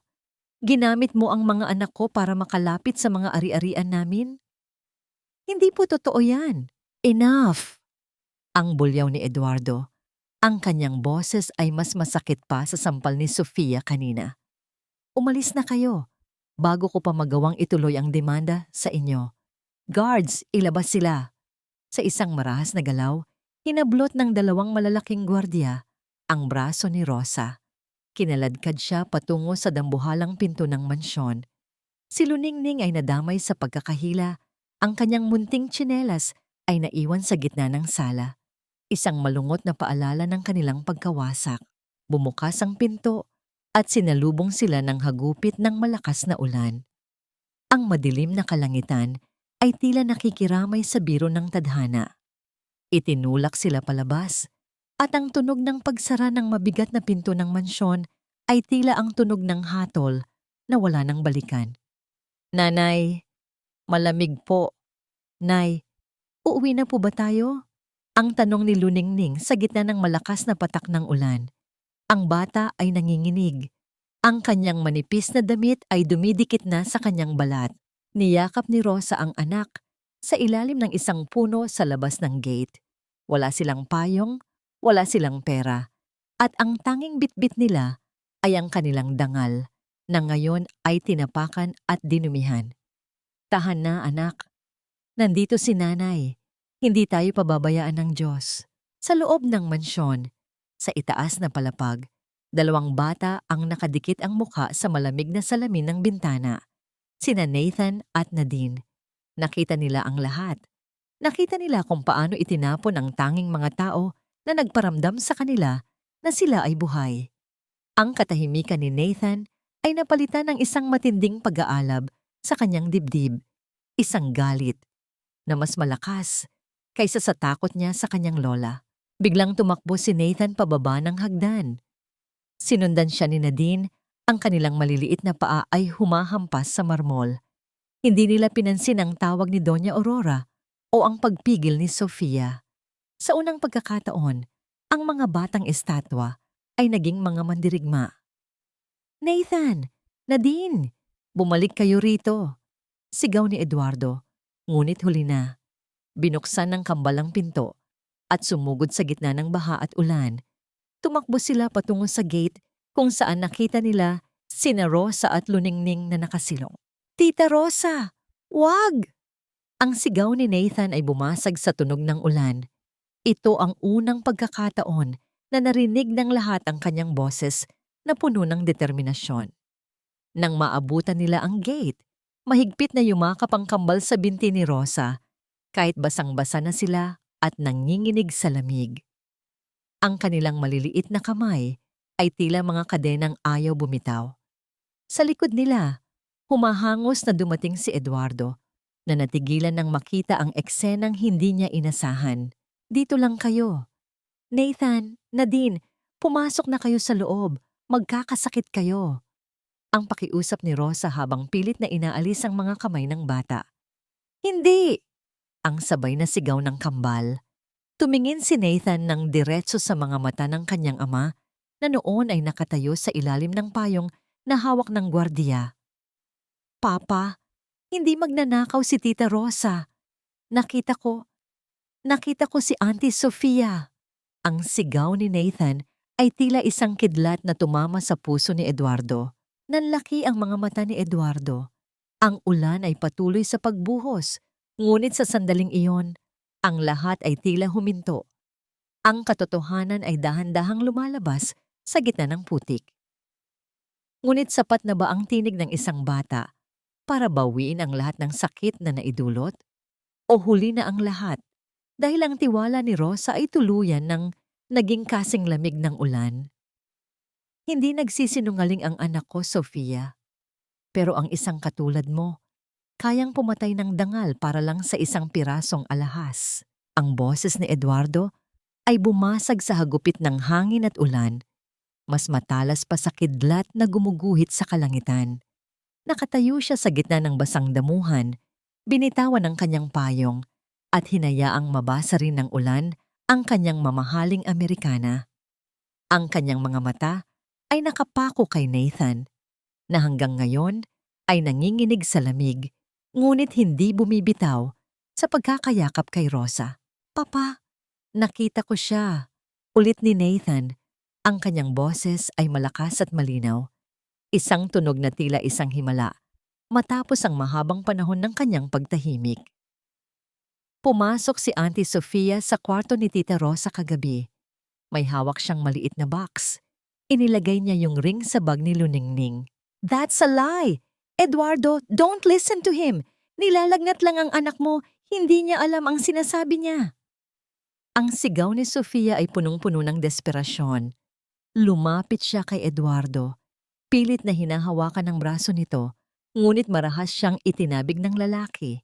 Nanginginig ang mga kamay mo, Sofia. Ang mapait na puna ni Eduardo. Tumingin siya sa kanyang pinsan na tila ngayon lang niya talaga ito nakilala. At ang mga mata ni Nathan, sa buong buhay niya, ngayon ko lang siyang nakitang ganito katapang. Ang isang batang hindi nagsasalita ay hindi magsisimulang magsalita para lang magsinungaling. Naramdaman ni Rosa ang unti-unting paghupa ng bigat sa kanyang dibdib, ngunit ang sakit ay nananatili pa rin. Nakatingin siya kay Eduardo mula sa kanyang pagkakasalampak sa basang lupa. Ang ulan ay patuloy na humahaplos sa kanyang mukha. Hinahalo ang kanyang mga luha sa bawat patak nito. Gusto niyang magalit, gusto niyang isigaw ang lahat ng kawalang katarungan. Ngunit ang makita ang kanyang anak na si Luningning, na ligtas sa piling ng kambal ay sapat na para sa kanya. Rosa. Humakbang palapit si Eduardo. Ang kanyang mukha ay puno ng pagsisisi na tila ba bawat patak ng ulan ay isang paalala ng kanyang pagkakamali. Patawarin mo ako. I was a fool. Hindi sumagot si Rosa. Dahan-dahan siyang tumayo. Inalalayan ang nanginginig na si Luningning. Sa kabila ng paghingi ng tawad ni Eduardo, may isang pader na nabuo sa pagitan nila. Isang pader na gawa sa hinala at sakit na hindi basta-basta mabubura ng isang salita. Nathan, Nadine, halina kayo sa loob, mahinang sabi ni Rosa sa kambal. Magkakasakit kayo rito. Dito lang kami kay Tita Rosa. Ang giit ni Nadine, ang kanyang maliliit na kamay, ay nakakapit pa rin sa laylayan ng basang damit ni Rosa. Hindi namin siya iiwan. Sa sandaling iyon, lumabas si Doña Aurora mula sa mansyon. Bit-bit ang kanyang baston at isang makapal na balabal. Ang kanyang mukha ay kasing tigas pa rin ng bato. Ngunit makikita ang gulat sa kanyang mga mata nang marinig ang boses ni Nathan. Ano itong kaguluhan na ito? Eduardo, pumasok na kayo? Nakakahiya sa mga kapitbahay. Ang bulyaw ng matanda. Tumingin si Eduardo sa kanyang ina at sa unang pagkakataon, hindi ang takot ang nangibabaw sa kanya, kundi ang pagkasuklam. Ina, alam niyo ba ang ginawa ni Sofia? O baka naman, kasabwat kayo sa pagpapalaya sa kaisa-isang taong nagbalik ng boses sa apo niyo? Eduardo, how dare you speak to me like that? Hindi na ako magbubulag-bulagan, ina. Ang singsing na yan. Turo ni Eduardo sa imperial ring na hawak pa rin ng gwardiya. Ay walang halaga kumpara sa boses ng anak ko. Sofia, pack your things. Ngayon din, ayaw na kitang makita sa pamamahay na ito. What? Eduardo, you can't do this to me. Tita Aurora, help me. Sigaw ni Sofia. Ang kanyang boses ay tila isang sugatang hayop na nanginginig sa galit at hiya. Ngunit hindi na lumingon si Eduardo. Lumapit siya kay Rosa at dahan-dahang kinuha si Luningning mula sa kanyang yakap para tulungan siyang makatayo. Rosa, pumasok na kayo. Magpapatawag ako ng doktor para sa inyo. Gagawin ko ang lahat para maituwid ang pagkakamaling ito. Tumingin si Rosa sa mansyong imperial. Ang malaking gusaling dati ay tila isang longkin na puno ng ginto. Ngunit ngayon ay tila isang wasak na tahanang naghahanap ng lunas. Pumasok sila sa loob, ngunit habang naglalakad sa marangyang sala, ang bawat hakbang ni Rosa ay nag-iiwan ng bakas ng putik sa makinang na marmol. Isang munting tagumpay, ngunit sa puso ni Rosa, alam niyang ang sugat na iniwan ng pagtataksil na ito ay mas malalim pa sa anumang dumi sa sahig. At habang pinapanood niya si Sofia na kinaladkad palabas ng mga gwardiya, isang tanong ang nananatili sa kanyang isipan. Sapat na nga ba ang katotohanan para paghilumin ang isang pamilyang binuo sa kasinungalingan? O ang pagbabalik ng boses ni Nathan ay simula pa lamang ng pagbunyag sa mas madidilim pang sikreto na itinatago ni Doña Aurora sa loob ng maraming taon? Huwag mo akong hawakan, Sofia. Ang bawat daliri mo ay nagpapaalala sa akin kung gaano mo kinaladkad sa putik ang dangal ng bahay na ito. Ang boses ni Eduardo ay malamig na parang bakal habang pinapanood niya ang mga guwardiya na inilalabas ang mga maleta ni Sofia sa gitna ng malakas na ulan. Ang tunog ng pagbagsak ng mga mamahaling bag sa basang semento ay tila isang huling palakpak para sa kasinungalingang itinayo ng babae. Si Sofia ay sumisigaw. Ang kanyang buhok na dati ay maayos, ay ngayon ay nakadikit sa kanyang mukha at ang kanyang kolorete ay humalo na sa ulan at luha. Eduardo, please! I did it for us. I did it para hindi tayo magmukhang katawa-tawa sa harap ng lahat. Ang pagsusumamo ni Sofia ay nauwi sa isang matinis na tili nang isara ng mga guwardiya ang pinto ng sasakyang maghahatid sa kanya palayo. Ang tunog ng makina ng sasakyan na dahan-dahang nawawala sa malayo ay ang tanging ebidensya na wala na ang lason sa loob ng mansyon. Ngunit ang tunay na labanan ay nasa loob pa rin. Humarap si Eduardo sa kanyang ina, si Doña Aurora, na ngayon ay nakaupo sa kanyang paboritong silya sa sala. Ang matanda ay nanatiling tuwid ang tindig. Ang kanyang abaniko ay dahan-dahang gumagalaw. Tila ba hindi siya apektado ng kaguluhang nangyari. Ina, sapat na ang pananahimik ko. Simula ni Eduardo, ang kanyang boses ay nanginginig sa kaba at galit. Alam kong hindi lang si Sofia ang may pakana nito. You let her do it. O baka naman ikaw ang nag-utos sa kanya. Tumigil ang pag-ikot ng abaniko ni Aurora. Tumingin siya kay Eduardo nang may halong pait. Ginawa ko ang nararapat, Eduardo. Ang pamilyang imperial ay hindi dapat nababahiran ng dumi mula sa mga taong walang halaga. Kung kailangang magsakripisyo ng isang katulong para sa katahimikan ng mga apo ko, gagawin ko. Katahimikan? Ang tawa ni Eduardo ay puno ng pait. Ina, pinatay niyo na si Isabela sa paraan ng pagtrato niyo sa kanya noon. Huwag niyo nang patayin ang kaluluwa ng mga anak ko. Ang katahimikang pilit mong ipinapataw ay isang libingan. At ngayong gabi, ang libingang yan ay guguho na. Humakbang palapit si Eduardo. Ang kanyang mga mata ay nag-aapoy. Aalis kayo, Ina. Dadalhin kayo ng driver sa lumang mansyon natin sa Pampanga. Doon, mabubuhay kayo sa gitna ng lahat ng ginto at pilak na gusto nyo. Pero wala kaming balak na sumama sa inyo. I will not let you poison my children's future any longer. Hindi nakapagsalita si Doña Aurora. Ang kanyang labi ay nanginig at sa unang pagkakataon, ang kanyang matikas na anyo ay tila gumulo. Ang tunog ng kanyang baston na bumagsak sa sahig ay tila ang tunog ng kanyang tuluyang pagbagsak mula sa trono. Walang salita siyang tumayo at naglakad patungo sa kanyang silid. Ang kanyang anino ay tila isang matandang alaala na dahan-dahang kumukupas sa dingding. Nang lumingon si Eduardo, nakita niya si Rosa na nakatayo sa dulo ng pasilyo. Yakap-yakap ang natutulog ng siluningning. Ang babae ay tuyo na ang damit, ngunit ang kanyang mga mata ay malayo ang tingin. Lumapit ang bilyonaryo nang may pag-aalinlangan.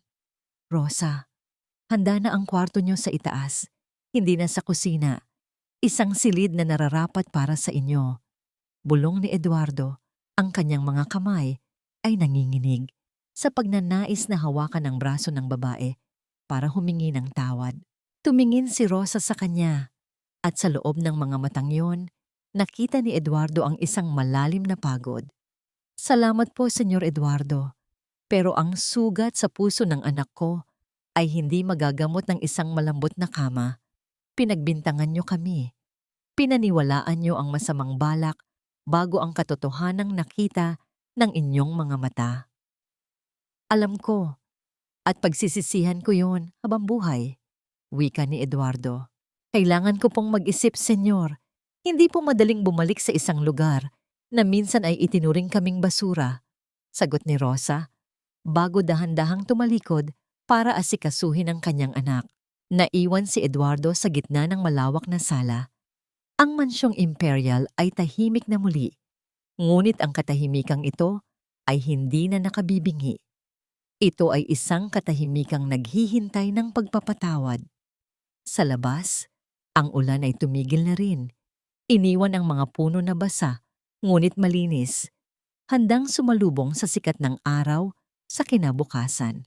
Ngunit habang tinitignan ni Eduardo ang pinto ng kwarto ni Rosa, isang katanungan ang bumabagabag sa kanya.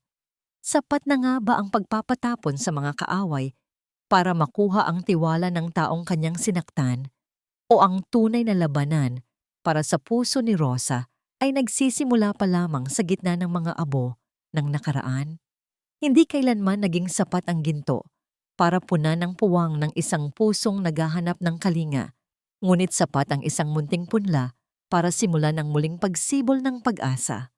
Ang sikat ng araw ay dahan-dahang gumagapang sa malalawak na bintana ng mansyon, na tila ba ang mga kurtinang dati ay laging nakasara ay kusa nang nagbukas para tanggapin ang liwanag.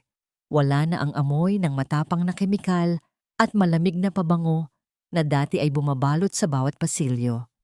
Ngayon, ang hangin sa loob ng mansyong imperial ay may halong amoy ng bagong luyang tsaa at ang sariwang halimuyak ng mga bulaklak sa hardin. Sa gitna ng malawak na sala, isang eksenang hindi akalain ni Rosa na makikita niya ang nagaganap. Si Eduardo, ang bilyonaryong dati, ay tila hindi marunong ngumiti, ay nakaupo sa sahig. Ang kanyang mamahaling polo ay may mga marka na ng uling at hari na dahil sinubukan niyang tulungan si Rosa sa paggawa ng tinapay kanina sa kusina. Sa kanyang harapan, sina Nathan, Nadine at Luningning ay abala sa pagbuo ng isang dambuhalang castle na gawa sa makukulay na blocks. Tita Rosa, tingnan niyo po, ang taas na ng tower namin. Ang masayang sigaw ni Nadine. Ang kanyang boses ay parang isang matamis na kanta na matagal nang hindi narinig sa bahay na yon. Ang tawag na Tita Rosa ay tila isang munting medalya para kay Rosa.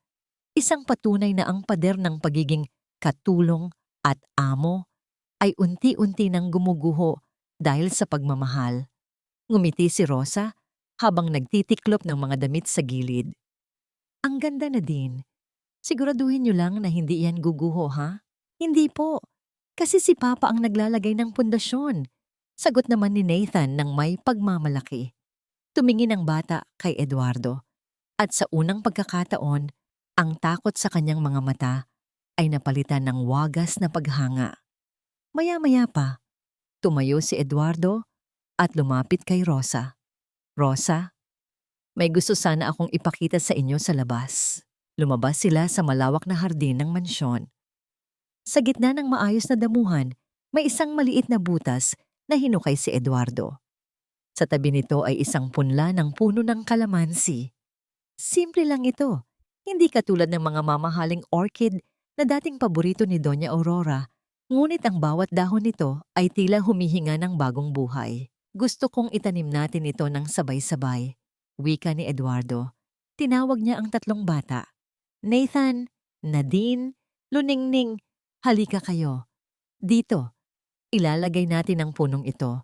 Ito ang magiging tanda na ang bahay na ito ay hindi na muling babalik sa dilim. Sabay-sabay silang lumuhod sa lupa. Hindi alintana ni Eduardo ang dumi sa kanyang mga kuko habang inaalalayan ang mga kamay ng mga bata sa pagtatakip ng lupa sa ugat ng puno.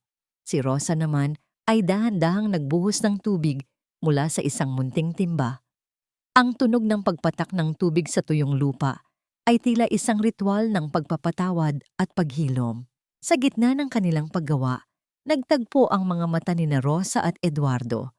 May isang uri ng katahimikang namayani, isang katahimikang hindi na nakakatakot, kundi puno ng pangako. Ramdam ni Rosa ang dahan-dahang pagtunaw ng yelo sa kanyang puso. Ang sakit ng pagbibintang sa kanya noon ay naroon pa rin, ngunit ang makita ang kanyang anak na masaya at ang pamilya imperial na muling nabubuo ay sapat na para bigyan siya ng lakas na magpatuloy. Rosa, mahinang simula ni Eduardo habang pinapanood nila ang mga bata na nagtatakbuhan sa paligid ng bagong tanim na puno. Alam kong hindi mababayaran ng kahit anong yaman ang ginawa mo para sa amin. At alam kong may mga sugat na matagal bago maghilom. Pero sana, bigyan mo ako ng pagkakataong patunayan na higit ka pa sa isang empleyado sa buhay ko. Tumingin si Rosa sa malayo, sa papalubog na araw na nagbibigay ng ginintuang kulay sa buong paligid. Senyor Eduardo, ang paghilom po ay parang punong ito. Kailangan ng oras, kailangan ng pag-aalaga. Pero ang mahalaga, nagsimula na po tayong magtanim. Humarap si Eduardo kay Rosa. Ang kanyang muka ay puno ng isang seryosong pakiusap.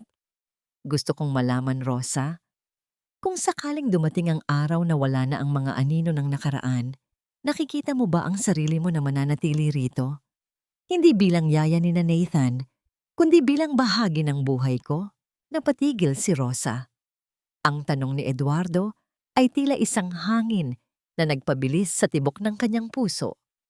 Tumingin siya sa kanyang mga kamay na magaspang dahil sa trabaho at pagkatapos ay sa mga kamay ni Eduardo na handang kumapit sa kanya. Sa gitna ng kagandahan ng hapon, isang malaking katanungan ang naiwan sa hangin. Tatanggapin ba ni Rosa ang imbitasyon ng isang bagong simula o ang multo ng kanyang nakaraan at ang pagkakaiba ng kanilang mundo ay muling gagawa ng isang hangganan na hindi kayang tawirin ng kahit anong uri ng pag-ibig? May mga awit na hindi nangangailangan ng mamahaling instrumento upang maging maganda. Sapat na ang dalisay na tinig ng isang pusong muling natutong magmahal. Ang boses na yon, na parang isang mahinang daloy ng tubig sa gitna ng tuyot na batis, ay nanggagaling sa silid-aklatan ng mansyon. Ito ay si Nadine. Ang batang dati ay tila isang anino ng kalungkutan, ay nakaupo sa tabi ng bintana. Yakap ang kanyang paboritong manika, habang mahinang inaawit ang oyaye na itinuro sa kanya ni Luningning. Ili-ili, tulog anay, wala diri imong nanay. Ang bawat kataga ay maayos at may himig, isang tunog na nagpapatigil sa mundo ni Eduardo habang nakatayo siya sa may pintuan. Ang luha sa kanyang mga mata ay hindi na nanggagaling sa pait, kundi sa isang uri ng ligaya na hindi kayang bayaran ng lahat ng kanyang ari-arian. Ang kanyang anak ay muling umaawit. Ang katahimikang tila naging sumpa sa bahay na yon ay tuluyan ng binuwag ng isang simpleng kanta mula sa isang musmos. Ngunit ang araw na ito ay mas espesyal pa dahil ito ang ika-4 na kaarawan ni Luningning. Sa loob ng maraming taon, ang mga kaarawan sa mansyong imperial ay palaging magarbo. Mga dambuhalang cake, mga bisitang nakasuot ng mamahaling alahas, at mga pagkaing hindi man lang maubos. Ngunit sa pagkakataong ito, pinili ni Eduardo ang isang simple, ngunit puno ng init na pagdiriwang. Sa malawak na gazebo sa hardin, inayos ni Rosa ang mga simpleng dekorasyon. May mga makukulay na lobo na nakatali sa mga poste, at ang hapag ay puno ng mga pagkaing gawa sa pagmamahal, pansit, lumpiang Shanghai, at ang espesyal na arroz caldo ni Rosa na ngayon ay paborito na ng lahat. Walang orkestra, tanging ang tunog lamang ng tawanan ng mga bata na naghahabulan sa damuhan. Nanay, tingnan niyo po, may korona po ako. Ang masayang sigaw ni Luningning habang ipinapakita ang koronang gawa sa mga bulaklak na ginawa ni na Nathan at Nadine para sa kanya. Ang bata ay mukhang isang munting prinsesa, hindi ng isang kaharian, kundi ng isang pamilyang muling nabuo. Lumapit si Eduardo kay Rosa. Bit-bit ang isang asul na folder. Ang kanyang mukha ay seryoso, ngunit may bakas ng kagalakan. Rosa, may gusto sana akong ibigay sa'yo. Hindi ito alahas at hindi rin ito dagdag na sahod. Binuksan ni Rosa ang folder at nanlaki ang kanyang mga mata nang makita ang dokumento sa loob. Ito ay isang trust fund at scholarship certificate para kay Luningning. Isang pondong magsisiguro sa kanyang pag-aaral hanggang kolehiyo. Sa anumang paaralang nais niyang pasukan sa hinaharap. Senyor Eduardo, masyado po itong malaki. Hindi ko po ito matatanggap. Ang nanginginig na tanggi ni Rosa. Tanggapin mo, Rosa. Ang malambing na giit ni Eduardo habang hinahawakan ang kamay ng babae. Ito ang pasasalamat ko sa pagbibigay niyo ni Luningning ng bagong buhay sa mga anak ko. Ang kinabukasan ni Luningning ay kasing halaga na rin ang kinabukasan ni Nathan at Nadine sa akin. You are not just a nanny here, Rosa. You are the heart of this home. Napaiyak si Rosa sa sobrang pasasalamat. Niyakap niya ang dokumento. Iniisip ang kanyang yumaong asawa na si Dante. Dante, tingnan mo ang anak natin. Magiging maayos na ang buhay niya. Sa sandaling iyon, ang lahat ng hirap, lahat ng pang-aalipusta ni Doña Aurora, at lahat ng pagod ay tila naglaho na parang bula. Ngunit sa gitna ng katuwaan, lumapit ang mayordomo ng bahay bitbit ang isang pilak na tray. Senyor Eduardo, may dumating pong sulat mula sa Pampanga, galing po sa inyong ina. Ang masayang kapaligiran ay tila sandaling nalamigan. Kinuha ni Eduardo ang sulat at dahan-dahang binuksan ito sa harap ni Rosa. Habang binabasa ang bawat salita, ang kanyang mukha ay nagpakita ng iba't ibang emosyon. Gulat, pait, at sa huli ay isang malalim na buntong hininga. Ano po ang sabi, senyor? Tanong ni Rosa nang may pag-aalala. Ang aking ina. Siya ay may sakit. Bulong ni Eduardo. Sabi niya, sa gitna ng katahimikan sa probinsya, nakita niya ang lahat ng kanyang pagkakamali. Humihingi siya ng tawad sa atin, lalo na sa iyo, Rosa. Gusto niyang makita ang mga apo niya bago mahuli ang lahat. Ang katahimikan ay muling bumalot sa kanila, ngunit hindi ito ang katahimikan ng puot. Ito ay isang katahimikan ng pagtitimbang. Tumingin si Eduardo kay Rosa. Tila humihingi ng gabay. Ang pagpapatawad ba ay posible sa isang taong naging dahilan ng kanilang matinding paghihirap? O ang sugat ay masyadong malalim para muling buksan ang pintuan ng kanilang tahanan? Anong gagawin natin, Rosa? Ang tanong ni Eduardo na tila ang sagot ni Rosa ang magiging huling piraso ng puzzle ng kanilang pamilya. Isang malaking hamon ang nasa harap nila, ang harapin ng nakaraang pilit na nilang kinalilimutan. Magagawa ba nilang ibalik ang matandang reyna sa mansyong ito o ang munting liwanag na kanilang tinatamasa ay muling manganganib na maglaho dahil sa anino ni Doña Aurora? Ang tunay na liwanag ay hindi nanggagaling sa kislap ng mga hiyas, kundi sa ningning ng mga matang muling natutong tumingin ng may pag-asa at pagpapatawad. Isang payapang umaga ang sumalubong sa mansyong imperial.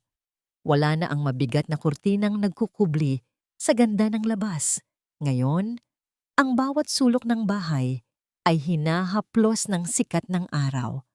Nakatayo si Eduardo sa balkonahe, tinitignan ng kanyang mga anak na sina Nathan at Nadine na masayang nagdidilig ng mga halaman sa hardin kasama si Luningning.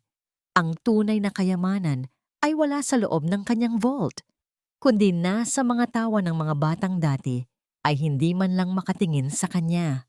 Lumapit si Rosa. Bit-bit ang isang tray ng mainit na kape. Senyor, handa na po ang sasakyan.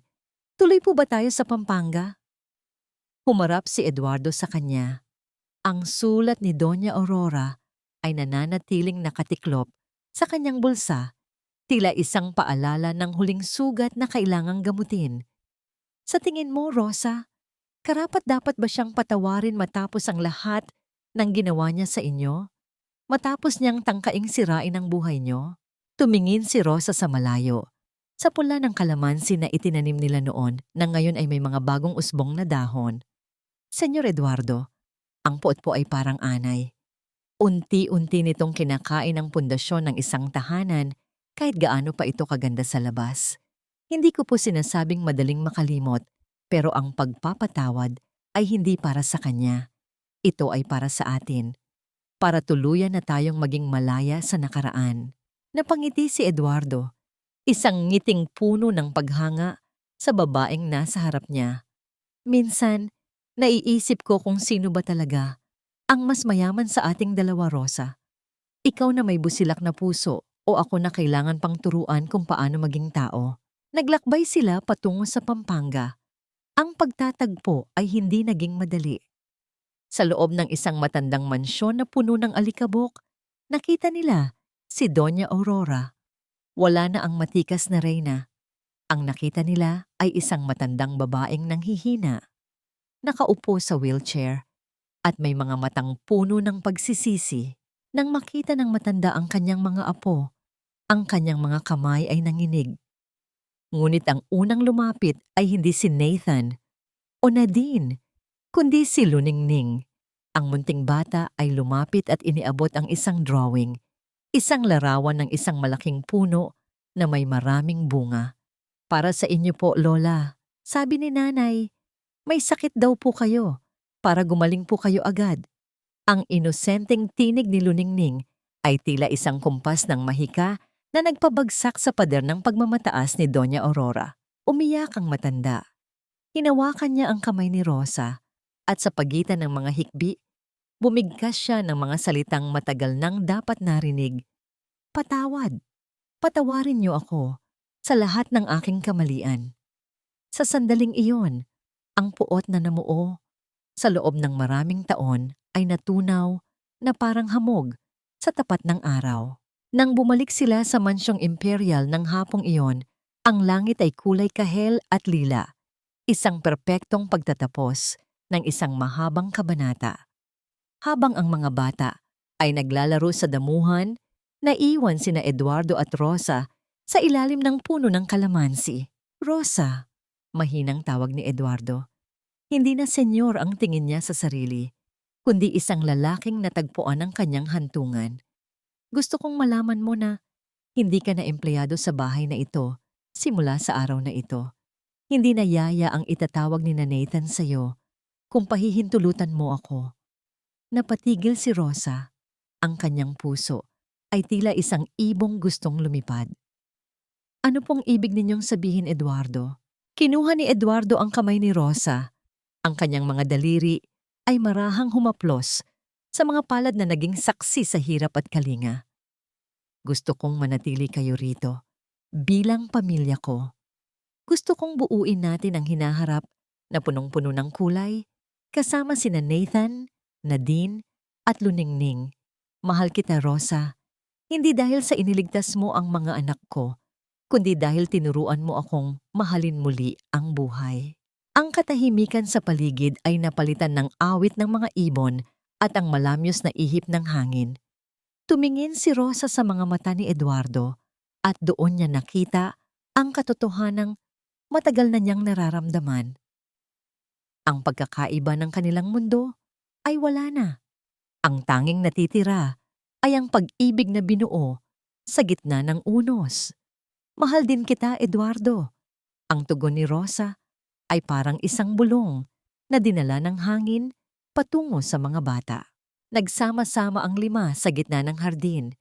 Nagkayakapan sila habang ang huling sinag ng araw ay nagbibigay ng ginintuang liwanag sa kanilang lahat. Ang mansyong imperial ay hindi na muling tatawaging malamig na kaharian. Ngayon, ito ay isa ng tahanan, isang lugar kung saan ang bawat sugat ay hilom na at ang bawat bukas ay puno ng pag-asa. Dahil sa huli, napatunayan nila na ang pinakamalakas na kapangyarihan sa mundo ay hindi ang pera, kundi ang wagas na pagmamahal na kayang bumuhay sa pusong matagal nang namatay. 5 taon na ang lumipas mula nang ang mansyong imperial ay binalot ng katahimikang kasing lamig ng libingan. Ngayon, ang bawat sulok ng dambuhalang bahay na ito ay hindi na mga anino ang nananahan, kundi ang malalakas na tawanan ang amoy ng masasarap na pagkaing Pilipino, at ang himig ng buhay na kailanman ay hindi na muling maglalaho. Ang dating matatayog at saradong bintana ay tila mga matang laging nakadilat upang saksihan ang bawat sandali ng ligaya. Sa gitna ng hardin, ang punla ng kalamansi na itinanim nila noon ay isa na ngayong matatag na puno, hitik sa bunga at nagbibigay ng masarap na silong. Doon, nakaupo si Eduardo at Rosa sa isang kahoy na bench, magkahawak kamay habang pinapanood ang tatlong kabataang naglalaro ng badminton sa damuhan. Sina Nathan at Naden, na ngayon ay nasa murang edad na ng pagbibinata at pagdadalaga, ay hindi na ang mga batang anino. Si Nathan ay naging isang mahusay na manunulat sa kanilang paaralan. Ang kanyang boses, na dati ay nakakulong, ay ngayon ay ginagamit niya upang magbigay ng inspirasyon sa iba. Si Nadine naman ay isang premyadong pintor at ang kanyang mga obra ay palaging puno ng malalakas na kulay. Isang pagpupugay sa liwanag na dinala ni Luningning sa kanilang buhay. Si Luningning, na ngayon ay 8 taong gulang na, ay nananatiling ang munting anghel ng tahanan. Siya ang nagsisilbing pandikit na nagbubuklod sa kanilang lahat. Hindi na siya ang anak ng katulong. Siya ay ang bunsong kapatid, ang prinsesa ng mansyong imperial na ang tanging korona ay ang kanyang wagas na kabutihan. Minsan, hindi ko pa rin lubos maisip kung paano nagbago ang lahat. Bulong ni Eduardo habang hinahaplos ang kamay ni Rosa. Ang kanyang boses ay puno ng kapayapaan. Akala ko noon, ang tagumpay ay nasa dami ng mga building na naitatayo ko. Pero mali ako. Ang tunay na tagumpay ay ang makitang masaya ang pamilya ko sa ilalim ng iisang bubong, anuman ang katayuan natin sa buhay.